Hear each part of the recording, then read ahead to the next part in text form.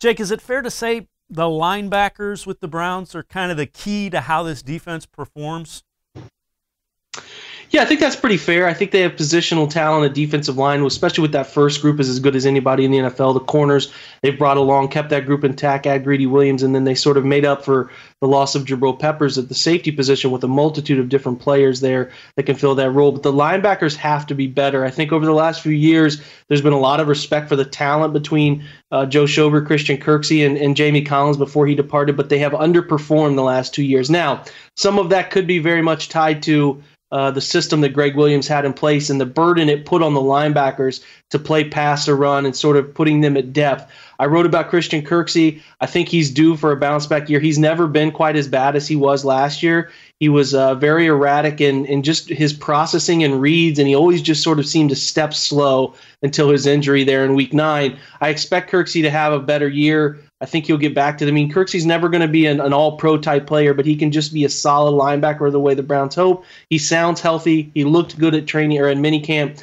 so we'll hope that trend continues. Joe-Schobert, phenomenal football player, has been to a Pro Bowl, just has had an issue with missed tackles, and as your Mike linebacker, you cannot have issues with missed tackles. Just wrote about him as well. He's a phenomenal coverage player, was one of the best. He actually finished with the second best coverage grade among linebackers, just to Seattle's all-pro, all-world Mike linebacker Bobby Wagner. He was the second highest coverage guy there, Joe-Schobert behind him.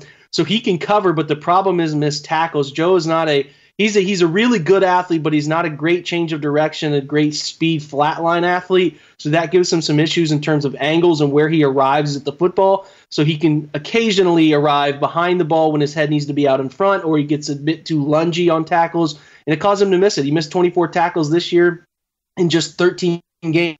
He missed 18 tackles last year, so it's a trend. It has to improve. The Browns defense as a whole had the bottom, the group of linebackers in the bottom third, even bottom 3/4 of the league. They're pretty bad as a group in terms of grading out, and the defense as a whole missed 169 total tackles, which is the most Pro Football Focus has recorded for a team since 2011. So it has to improve. That's got to be a big part of what Steve Wilkes is doing.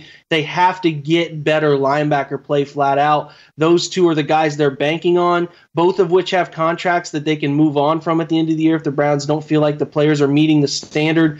Kirksey has an out after this year with minimal dead cap, and then Joe-Schobert's fighting for his next contract. The Browns drafted, keep in mind, 2 linebackers there, Sione-Takitaki as well as Mack-Wilson, those guys who are going to be putting consistent pressure on those guys for playing time.